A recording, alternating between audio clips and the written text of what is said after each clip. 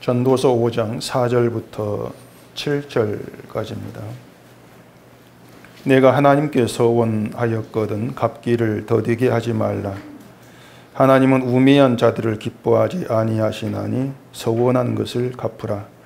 서원하고 갚지 아니하는 것보다 서원하지 아니하는 것이 더 나으니 내 입으로 내 육체가 범죄하게 하지 말라.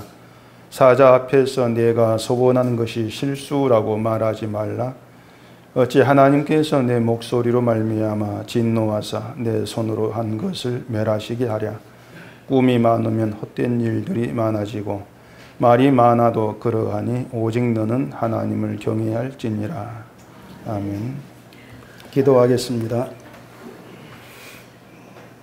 아버지 하나님, 늘 말씀을 우리가 듣고 또 들으면서 예수 그리스도의 은혜의 세계로 들어가는 은혜를 주시옵소서.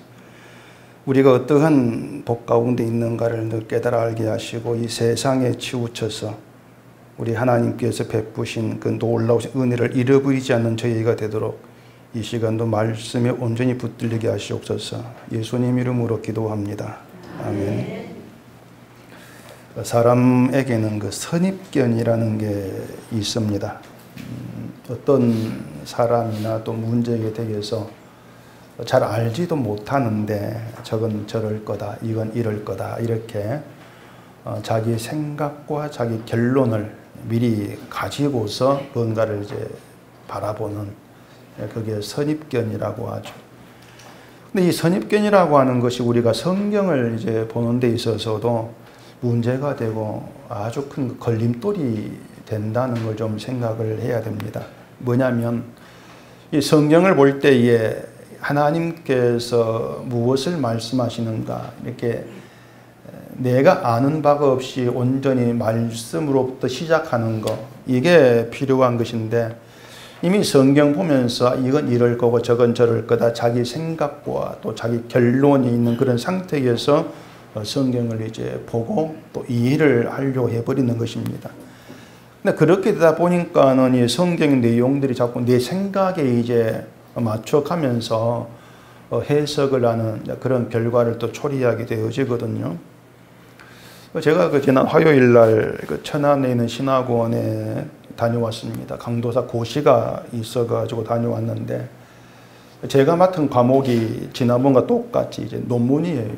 그래서 제가 이번에 그 준 논문 주제가 뭐냐면은 성경적 시각에서 본 동성애 문제, 그 주제를 제가 줬습니다. 그 주제를 주는 이유가 뭐냐면은 과연 이 사회적인 어떤 그런 문제들을 그 성경의 시각에서 어떻게 보고 해석할까, 그걸 알아보려고 이제 그런 주제를 줬죠. 예전 같으면 동성애 문제 그런 거 밖으로 끄집어내지도 못했지 않습니까? 누군가 동성애 한다 그러면은 아예 그 뭐 사람 취급도 안 하는 그런 예전 분위기였잖아요. 근데 지금 뭐 나 동성애 한다 떳떳하게 얘기할 정도로 분위기가 굉장히 많이 바뀌어 있는 이제 그런 상태인데, 이 성경에도 어떤 그 동성애에 대한 그런 그 규례가 나오긴 하죠. 나오긴 하는데 제가 논문 그 주제를 주면서 분명히 이제 그런 그 구약의 규례들을 또 근거로 해가지고 어떤 글을 쓸 거다 예측은 이제 했을 겁니다. 근데 이제 그런 구약의 그런 이제 규례들을 어떤 의미로 해석을 할까, 이제 이게 중요한 거고 또 그걸 좀 보려고 했던 것이죠. 우리 교단 작아가지고 이번에 그 고시 친 학생이 이제 한 명이었는데 제가 논문을 이제 받고 보니까 역시 성경에 대한 어떤 선입견을 가지고 글을 썼다는 것이 이제 여실히 드러나는 겁니다. 기독교인이라면 누구나 동성애 그러면은 이건 선입견이 있거든요. 죄다. 그걸 가지고서 접근을 하는 겁니다. 물론 동성애가 죄가 아니다 그런 의미가 아니고, 동성애는 죄야 이런 선입견을 가지고 접근하기 때문에 마치 동성애하는 그 사람들만 죄인인 것처럼, 그리고 하지 않으면 마치 더 깨끗하고 죄인이 아닌 것처럼 이런 생각이 자꾸 자리하게 되어진단 말입니다. 그러다 보니까 성경 구절을 가지고도 동성애는 죄야 이렇게 공격하고 몰아붙이는 어떤 그런 규정하는 그런 도구로 이제 활용을 하게 되는 겁니다. 그런 것들이 선입견을 가지고 동성애는 죄야, 그 선입견을 가지고서 성경을 보는 이제 그런 모습이 되어버리는 겁니다. 그래 이 사람도 그래요. 이 간도 고치신 사람도 이 동성애 일단 죄로 딱 규정을 해놓고 성경 구절을 이제 무턱대고 인용을 합니다. 인용하다 보니까는 굉장히 이제 큰 실수를 해요. 다른 내용도 그렇지만 결론에 가가지고 이 사람 어떤 글을 썼냐면은 동성애는 생육하고 번성하라는 하나님 명령을 어기는 죄다 이렇게 이제 결론에다가 썼더란 말입니다. 그 말이 맞습니까? 제가 물었죠. 동성애가 이제 남자끼리 여자끼리 이제 결혼하고 얘기하는 거니까 물론 예를 나올 수는 없는 것이죠. 그래서 생육하고 번성하라는 말씀이 어긋난다. 이제 그렇게 갖다 붙이는 것인데 제가 물었습니다. 그러면은 혼인을 하지 않거나 독신주의자는 어떻게 됩니까? 이렇게 물었습니다. 답 못해요. 그럼 어떻게 답을 합니까? 혼인하지 않고 독신주의자도 생육하고 번성하라. 그 사람의 의미대로 이해대로 갖다 붙인다면은 그것도 죄 짓는 게 되는 것이죠. 근데 사도 바울은 혼자 사는 게 좋다 했거든요. 또 실제로 바울도 결혼하지 않았습니다. 그럼 바울도 생육하고 번성하라는 말씀 어긴 죄를 찌른 것이냐?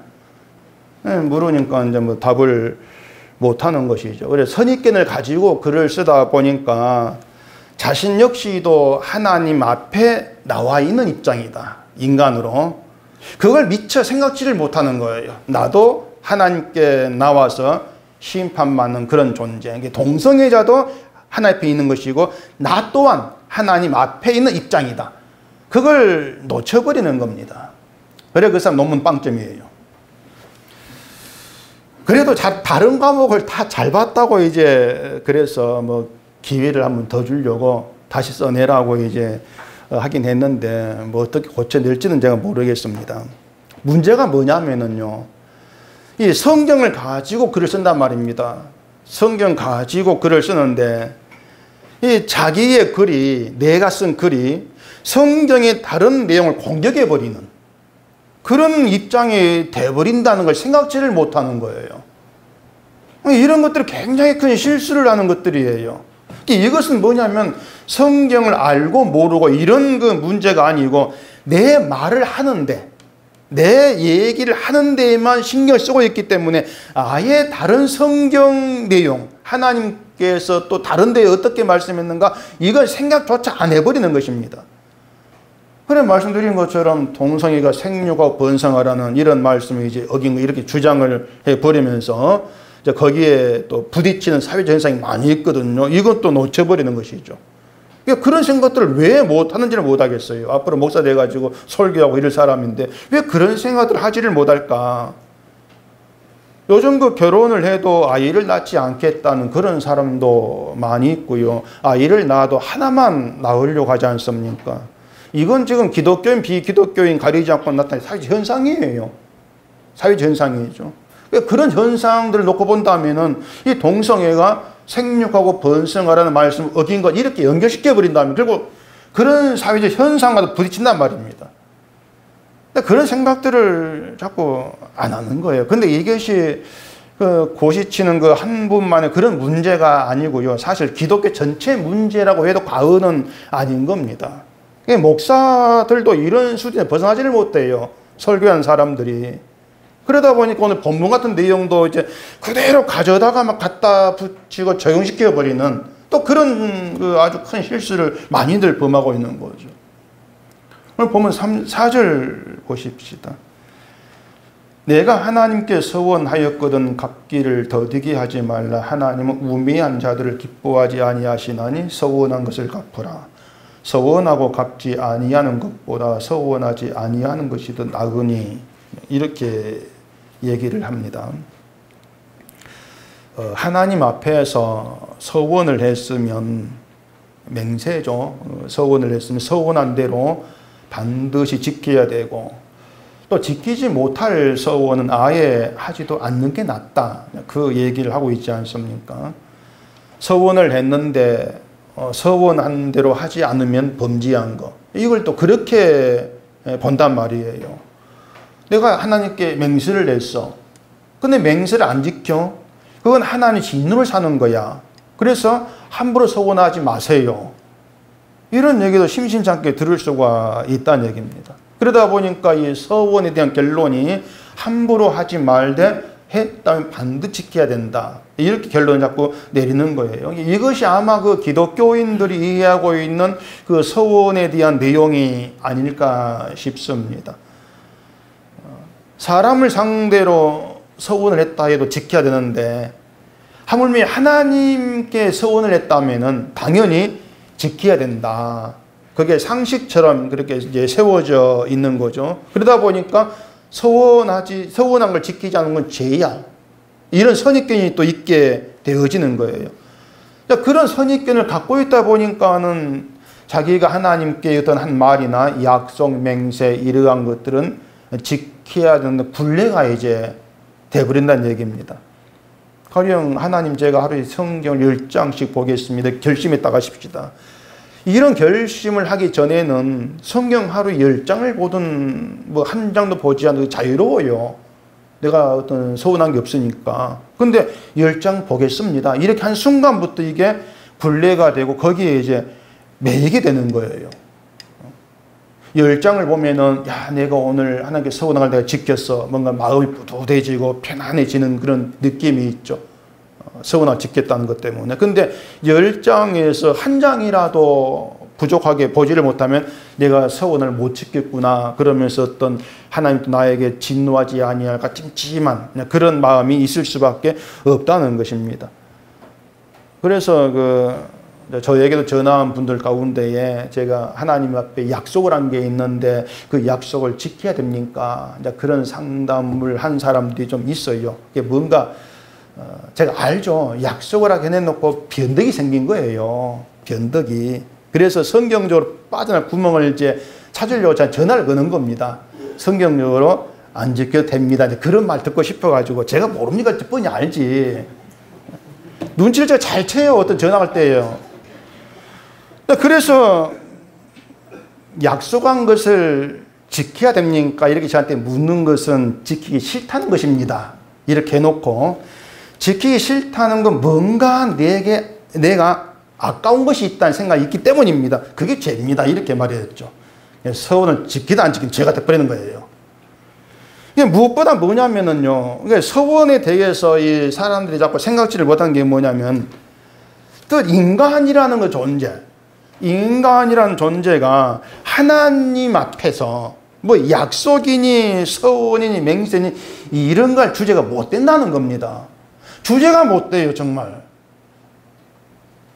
맹세를 하든 서원을 하든 그게 뭐냐면 하나님 제가 이렇게 하겠습니다. 그 뜻이거든요. 제가 이걸 하겠습니다. 그런 얘기인데 근데 언제부터 인간이 자기가 마음먹은 대로 행동하고 실천을 살아왔습니까? 언제부터 그랬습니까? 한 번도 그런 적이 없습니다. 인간은 그렇게 살 수가 없는 거예요. 성경을 하루 10장 보겠다고 하고 오늘 10장 봤다. 그럼 그것을 자기가 서원한 걸 실천했다. 이렇게 생각을 한단 말입니다. 그게 그냥 실천했다는 끝나질 않아요. 내가 참 잘 실천했으니까 하나님께서 복을 주시지 않겠는가 또 그런 기대까지 또 끌어당기는 거죠. 대단한 착각이에요. 자, 우리가 하나님은 살아 계시다 이렇게 얘기하고 있고요. 또 하나님께서 일하신다고 하고 있고 우리가 하나님 은혜로 산다고 말을 합니다. 그 모든 내용이 의미하는 게 뭐냐면은 내가 내 힘 가지고 살아온 적이 없다. 그게 담겨 있는 거예요. 그 본 바탕이 그거예요. 하나님의 은혜로 삽니다. 그 얘기는 내가 내 힘 가지고 산 적이 없습니다. 그게 은혜로 산 그 뜻이란 얘기예요. 근데 그건 다 덮어버리고 그냥 말만 번지르르하게 은혜로 삽니다. 하나님께 살아계시 일하십니다. 이렇게 말을 던지고 있다는 얘기죠. 이게 뭘 잊고 있냐면은 자, 성경 10장 읽었다. 그러면은 오늘 하루 나에게 성경 10장 읽을 수 있게 형편 주신 분이 하나님이다. 이걸 잊고 있는 거예요. 읽었다면 읽게 하신 분이 하나님이에요. 그 형편 주시지 않습니까? 아무리 성경 보고 싶다 할지라도 보지 못할 어쩔 수 없는 형편들이 많이 있어요. 눈 다쳐봐야 못 보죠, 그거 성경. 어떻게 봅니까? 그러니까는 성경을 본다, 기도를 한다, 밥을 먹는다, 내가 하는 모든 것들 하나하나가 하나님께서 허락해 주신 은혜의 순간들입니다. 이걸 알았을 때는 은혜로 삽니다. 그게 진정이 되는 거예요. 근데 이제 이런 그 잘못된 그 어떤 그 서원, 인간됨이 어떤 존재인가를 모르기 때문에 여기에 목사들 가세를 해가지고 무슨 작정 헌금이라는 것도 하고 뭐 헌금을 작정했으면 지켜야 된다 뭐 이런 얘기도 하고 막 갖다 막 그러지 않습니까? 어떤 목사 이런 예화 쓰는 걸 제가 들었습니다. 이제 그 집사 가정의 딸이 갑자기 몸이 아파가지고 그 집사가 목사님한테 기도해달라 이렇게 부탁을 했다 그래 불렀다는 거예요. 목사 가가지고 딸 부모에게 혹시 하나님께 서원하고 안 지킨 게 있으니 물었답니다. 그랬더니 집사 곰곰이 생각해 보니까 짜내야 돼. 곰곰이 생각해 보니까 오래전에 이제 기도하면서 내 형편이 나아지면 헌금 얼마 하겠다는 생각했다는 거예요. 그래 그걸 얘기하니까 서원을 안 지켜서 지금 하나님 징계하신 것입니다. 지키라고 해서 헌금을 약속한 것을 이제 했답니다. 그랬더니 딸이 나았더라. 목사가 이제 그렇게 예화를 쓰는 거예요. 얼마나 듣기 좋은 예화입니까? 정말 딱 들으면 맞네. 야, 나도 서운한 게 뭐 있나 없나 생각해보고 야, 내가 옛날에 뭐 할 게 있는데 지켜야 되겠.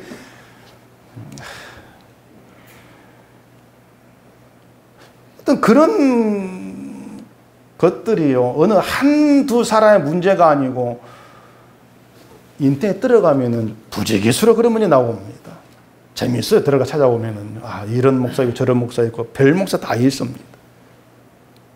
그런 것들이 뭐냐면은 결국은 하나님을 믿는다고 하는 것은 그냥 어떤 폼으로 걸쳐 놓은 것이고 모든 것이 항상 자기의 관심으로 흘러가 버리는 그게 현대 사회의 모습이 기독교라고 하는 것입니다.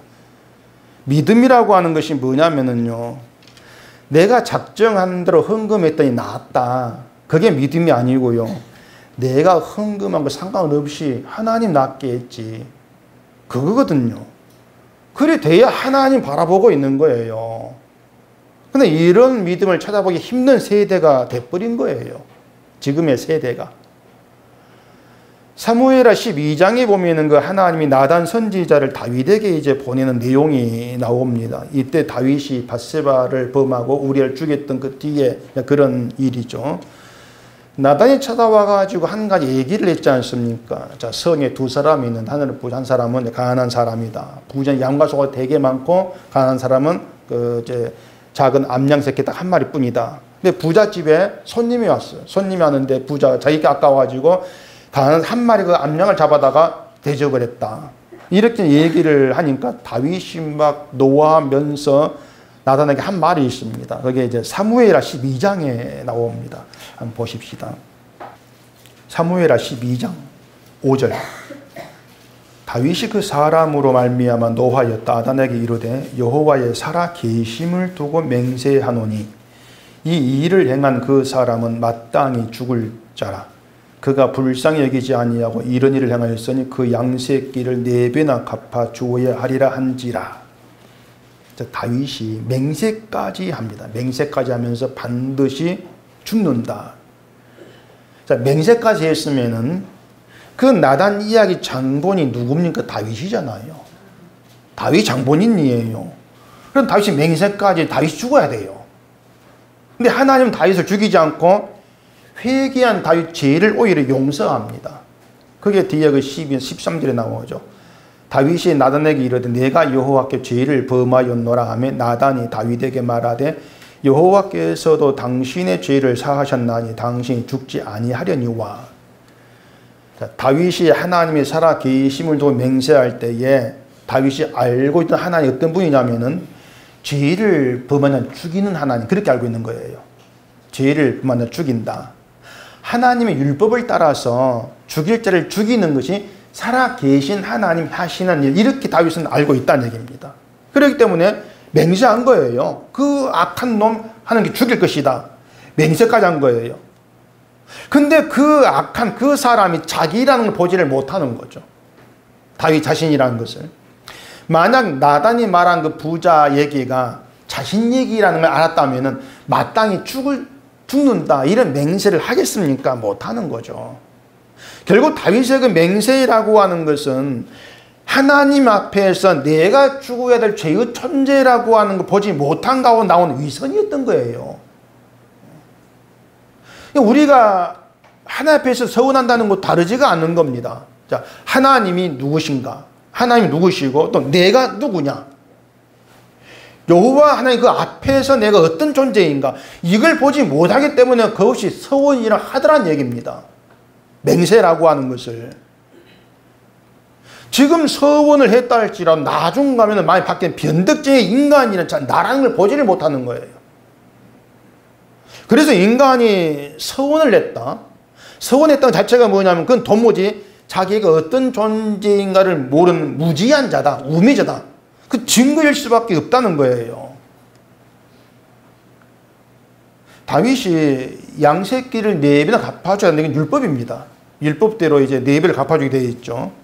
다윗이 율법을 잘 알았어요. 율법을 알았고 그래서 하나님 법은 죄 지은 자를 심판하는 거 이렇게 생각을 한 겁니다.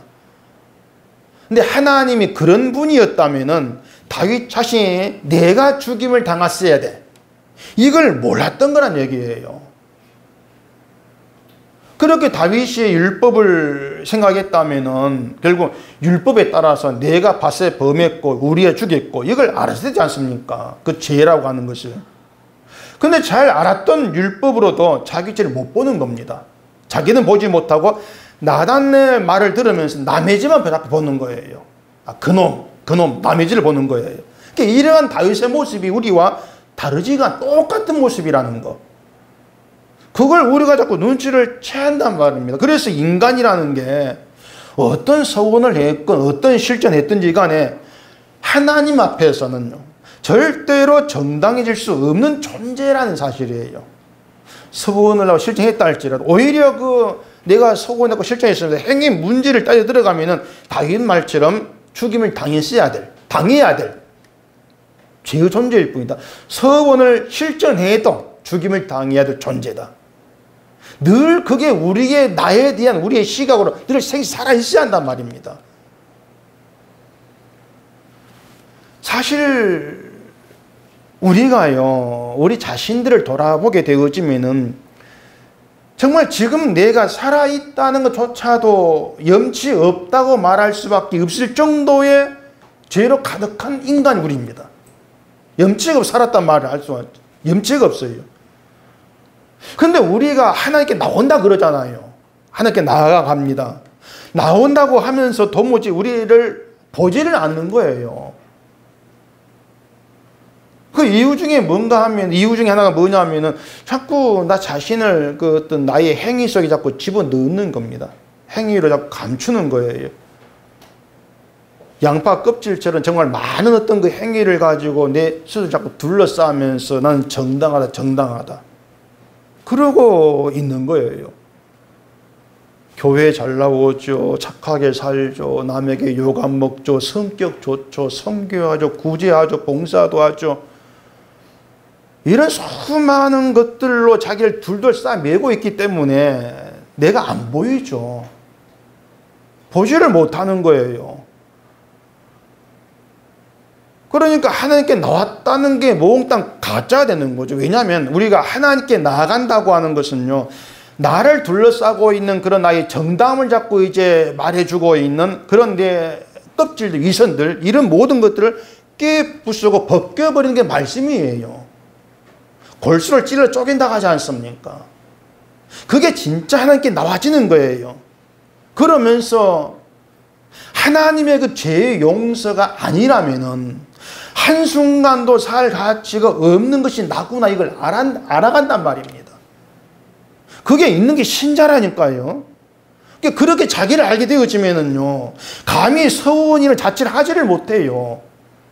내가 뭘 하겠습니다. 이런 말처 못 나오는 거예요. 하나님께서 살려주는 은혜, 살려주시는 은혜, 그 은혜로 하루하루를 우리가 세상을 머물고 있는데, 하루하루 머물고 있는데, 그런 인간이 무슨 서원을 합니까? 뭘 하겠다고 나선단 말이에요. 우리가 서원을 한다. 서원한다는 것은 그 내가 서원한 대로, 약속한 대로 실천할 수가 있습니다. 실천하겠습니다. 이러한 뜻이 되어지는 것인데, 그게 뭐냐면 하나님을 의심여기는 거예요. 내가 약속한 대로 내가 하겠습니다. 하나님의 은혜로 모든 게 베풀어지고 살게 하신다. 이렇게 얘기하는데 그 앞에서 내가 하겠습니다. 안 맞아요, 그것이.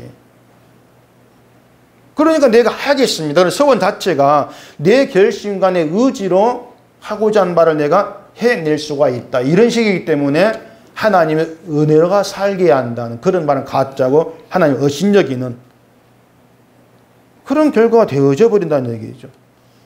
그런 걸 모르는 거예요. 서원하는 것이 마치 신앙이 좋은 것처럼 그렇게 자꾸 이제 곡해되고 있지 않습니까? 자, 근데 사람이 서원을 한다면은 그 이유가 뭐겠습니까? 의도가 무슨 의도로 서원을 하겠어요? 제가 앞으로 뭐 기도 10분씩, 하루에 10분씩 하고 성경 몇 장 안 보겠습니다. 이런 서원했다고 합시다. 그 서원 왜 하겠습니까? 왜 서원할까요? 가장 먼저는 서원은 그 복과 연결되어 있죠. 복과. 뭘 하겠다는 게 지금보다 더 잘하겠다는 겁니다. 지금보다 더 잘하겠다는 것이고 더 잘하면은 하나님께서 나의 그런 어떤 잘하는 모습, 나의 믿음을 기뻐하시고 복을 내려주실 거야. 그런 노림수가 거기에 담겨 있는 거예요. 뒤집어 생각하면은요, 내가 하루에 성경을 10장 보지 않고 뭐 기도를 몇 분 하지 않고는 내 신앙이 부족해. 그 생각이 있다는 얘기입니다. 내 신앙이 부족해. 그래서 서원이라는 걸 끄집어내는 겁니다. 지금의 나의 그 모습에다가 서원을 내가 뭔가 더 보태겠다는 거예요. 더 하겠다. 신앙 행위를 더 하면 신앙이 더 나아질 것이다. 그 생각이라는 얘기죠. 그러니까 성경을 보고 기도하고 이런 여러 가지 것들을 더 하면은 그걸 하지 않았을 때보다도 믿음이 더 나아지지 않겠는가. 이게 뭐냐 하면은요, 자꾸 그 나에 대해서 아쉬워하고 미련을 두고 있는 것이다. 그렇게 얘기할 수밖에 없어요. 자, 여러분들 잘 생각해요. 여러분도 자기에 대해서 뭔가 아쉬움이 있고 또 자기 지금 어떤 믿음의 모습에 대해서 어떤 거 좀 부족함이 생각이 되고 그럴지 모르겠는데, 자, 신자라고 하는 것은 늘 얘기하지만 어디 안에 있습니까? 예수 그리스도 안에 부름받아 나와 있는 게 신자입니다. 예수 밖에 있는 건 그것은 아예 신자 자체가 아니에요. 신자라 얘기할 때에는 예수 안에 부름받아 들어와 있다는 겁니다. 근데 예수 안이 어떤 세계입니까? 미완성입니까? 완성입니까? 완성의 세계란 얘기예요. 예수 안에 부름받아 들어와 있는 신자 교회입니다. 그 교회고, 그래 교회는 움직이는 인간이에요. 고정된 어떤 건물이 아니고 때문에 교회랑 완성되어 있단 말입니다. 완성되어 있는데 미완성 이렇게 나온 얘기가 뭐냐면은 교회를 보니까 인간을 보니까 덜 됐거든. 사람이 행동하는 게 덜 됐거든요. 그러니까 좀 자꾸 완성되어 가는 거 이렇게 자꾸 이제 생각하는 거예요. 죽는 순간까지 완성 안 돼요. 그런 식으로 하면은요. 그러니까 예수 안 상태를 못 보는 거예요. 그것은 그게 뭔지를 모르는 거예요. 그걸 모르면 십자가를 얘기하는 가짜란 얘기입니다. 우리가 말한 십자가라고 하는 예수님 다 이루신 세계란 얘기예요. 예수 그리스도의 피의 은혜 그 공로가 완성이 되어 있기 때문에 그 예수 안에서 난 부족함이 없는 거예요. 우리는요. 이거 못 믿겠습니까? 지금 속이 떨리려 간다. 완성되어 있는 부족함이 없는 상태예요. 그걸 우리를 보는 게 아니라 예수를 보는 거예요. 하나님께서. 예수의 피를 보고 싶고 너희들 완성되었어. 근데 우리 자꾸 나를 본다는 얘기입니다. 나를 보니 나 기도도 못해요. 성도 못 봐요. 뭘 못해요.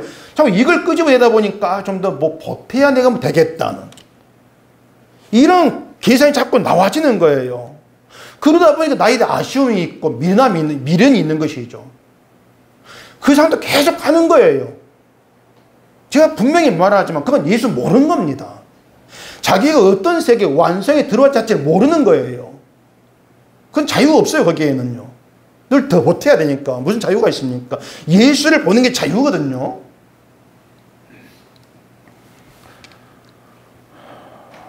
오늘 고함을 너무 많이 질러가지고 이러려고 안 그랬는데 오늘 7절도 보십시다. 꿈이 많으면 헛된 일들이 많아지고 말이 많아도 그러하니 오직 너는 하나님을 경외할지니라. 자, 믿음 좋은 신자 되고 싶다. 헛된 꿈입니다. 그거. 헛된 꿈이에요. 근데 믿음 좋은 신자 돼볼래 이런 꿈들이 자꾸 많아지면 자연히 믿음 좋다고 인정될 수 있는 일들을 자꾸 만들어내는 거예요. 그게 헛된 일들이 많아진다. 이렇게 되는 것이죠. 헛된 일들이. 병에 걸리면요, 사람이 이 내 병이 좋은 것이 뭘까? 자꾸 거기에 기가 쏠리게 하지 않습니까? 저기 좋대, 저것도 먹고, 이것도 저거 먹고. 근데 다 헛된 거잖아요. 물론 다 헛된 거란 말은 뭐 하겠지, 뭔지 모르고. 어쨌든 그런 사방에 들리는 말들 그대로 따라간다는 것은 결국 그 좋은 것들이 아니거든요. 그러니까 꿈이 많아지는 거. 내가 이렇게 돼볼까 저렇게 돼볼까. 꿈이 많아지면은 그렇게 결국 헛된 일로 나아갈 수밖에 없다는 얘기입니다. 여러분 신자는요. 여호와를 경외하면 돼요. 그래 7절 이잖아요. 너는 하나님을 경외할지니라. 여호와 하나님 경외하면 되는 거예요. 경외하면은. 그럼 부족하면 그게 믿음이라니까요. 히브리서 11장 한번 봐보십시다. 여호와를 경외하는 게 뭔가 이걸 봐보십시다. 히브리서 11장 7절.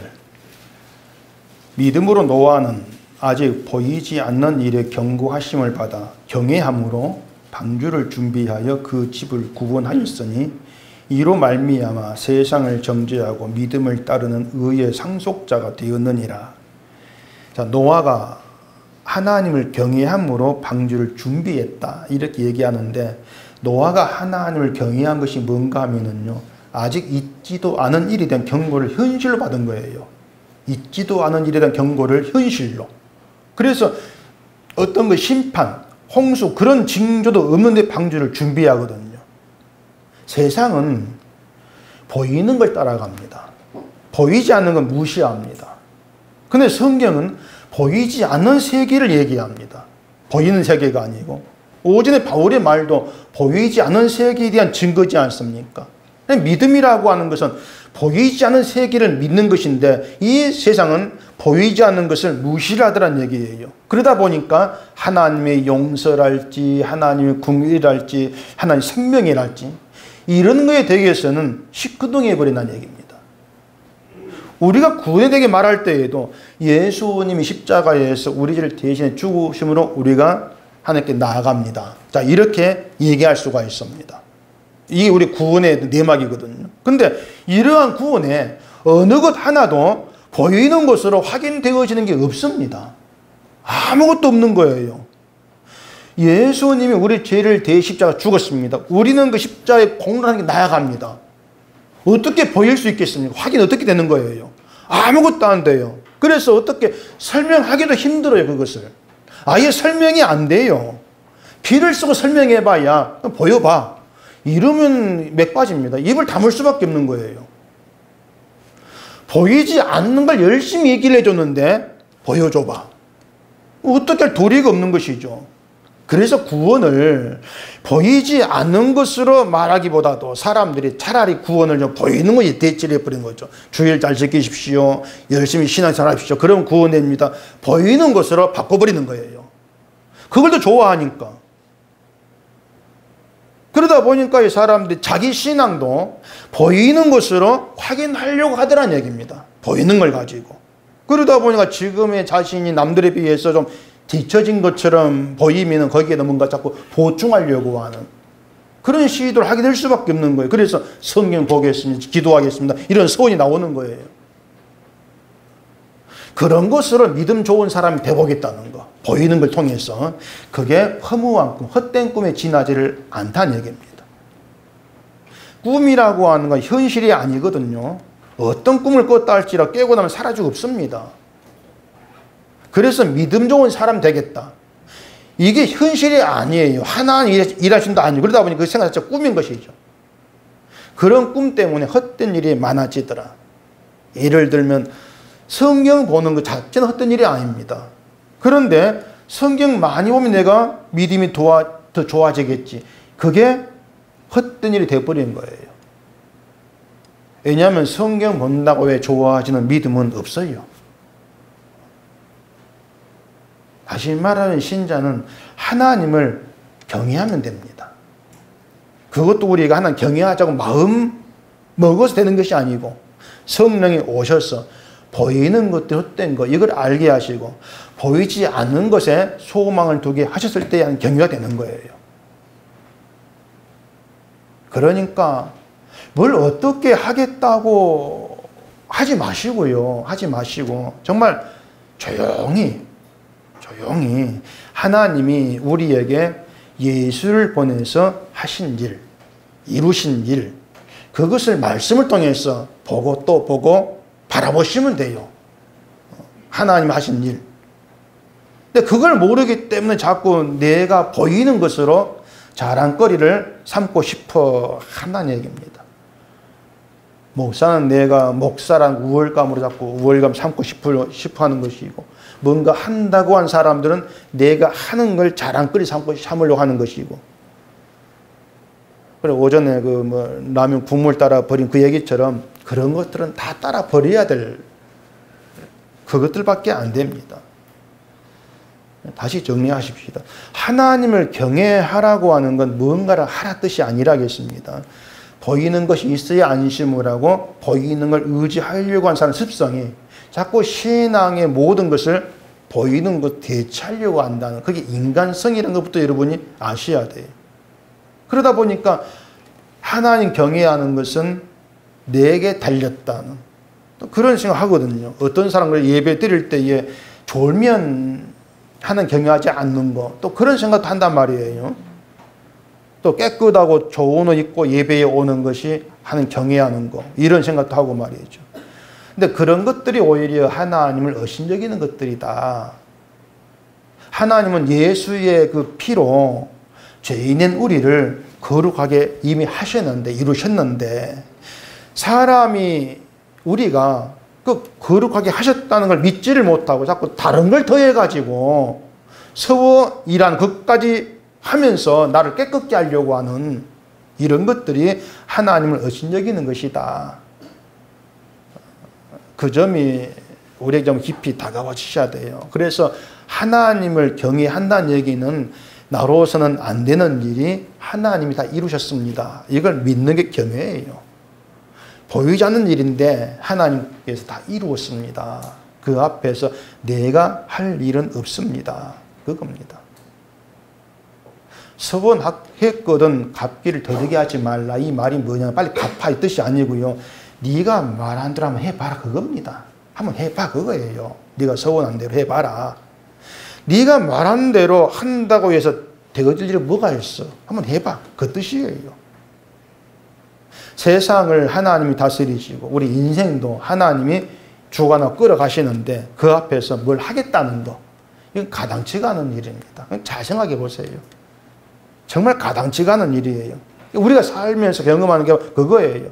아, 세상 일이 내 뜻대로 안 되더라. 그겁니다. 우리의 구원도 우리의 생명도 모두가 다 예수께로부터 나와지는 것들이더라. 그걸 보시면요. 우리에게 있어야 될 것은 예수로 삽니다. 그것이면 된다는 얘기입니다. 예수로 삽니다. 또 이렇게 얘기하면 또다시 뭔가 불안한 느낌이 우리 안에 스물스물 또 올라올 거예요. 아무리 그래도 그렇지 예수로 산다. 이걸로 될까? 이 생각이 또 자꾸 나를 붙들려고 하는 거죠. 뭔가 될까? 그래도 내가 열심히 좀 해보려고 하는 게 좀 있어야 되지 아니할까? 이런 것들. 그런 것들이 자꾸 나를 보게 하는 유혹이에요. 여러분이 그래서 분명히 아실 것은 우리가 별 서원을 다하고 그걸 지키기 위해서 온갖 노력과 정성을 다 한다 할지라도 그걸로 우리가 한 것 가지고 되는 일은 아무것도 없다는 겁니다. 진짜 아무것도 없습니다. 아무것도. 죄인된 우리에게 있어야 되는 것, 필요한 것, 구원에 이르게 한 것, 복이 되는 것, 이 모든 것들은 다 예수께서 이루시고 하늘로 가셨어요. 다 이루어시 놓고 이 믿음으로 주님 오실 때까지 우리는 나에 대해서 불안감이나 뭔가를 못해 내가 부족해 이런 생각 마시고요. 주님이 다 이루었다는 것, 이것이 여러분 자유가 되는 것, 그 자유 가운데에서 정말 마음껏 내 있는 자리에서 주님 때문에 찬송이 나와지는. 아까 우리 실버 합창 노래 뭐였습니까? 예수님이 좋은 거 어떻게 그게 정말 노래로 안 끝나고요. 나 예수님의 종을 어떡하나 정말 그런 심정이 되어서 아무것도 나로부터 나온 것이 없는데도 난 주님께 붙들려 있어. 주 안에 있어. 그 하나가 우리의 감상, 기쁨 맺어지는 우리가 되기를 바랍니다. 기도하겠습니다. 우리 아버지 하나님, 믿음은 우리로 하여금 보이지 않는 세계를 보는 것처럼 믿게 하고 의지하게 만들어냅니다. 믿음 가운데에서 우리는 하나님께서 이루신 것들을 보면서 그것으로 감사하는 것이 정말 우리의 크나큰 복이고 은총인 것을 다시금 알게 되어집니다. 세상을 살아가면서 보이는 것들을 보지 않게 하시고 믿지 않게 하시고 헛된 꿈이 있지 않게 하시옵시고 오직 예수님이 다 이루어 놓으신 것, 그것만이 나에게 가장 좋은 것, 선물, 은총으로 남아있는 저희가 되게 하시옵소서. 예수님 이름으로 기도합니다. 아멘.